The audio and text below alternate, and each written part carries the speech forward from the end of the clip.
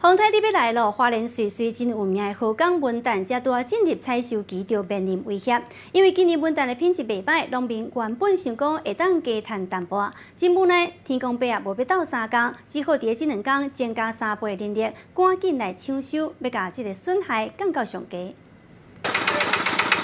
一车一车甜的油啊，随着农民发动引进，要载去分装厂。详细看，每石拢真把水，色甜嘛真青翠。本来就咧等大丰收，偏偏风台要来。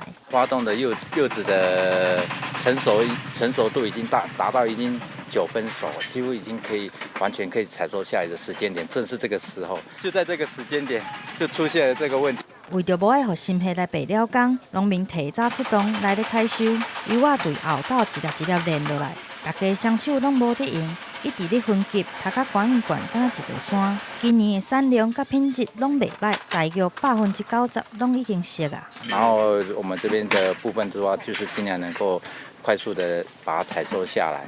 我们这次的人力几乎增加了1倍的人力出来了。这2天，农民加派2-3倍人手来斗3工采收，估计上济会当采收5成，就惊迄风雨要来，水当当的果子互扫掉。农民除了祈求天公伯啊，嘛要赶紧来抢收，减少损失。记者综合报道。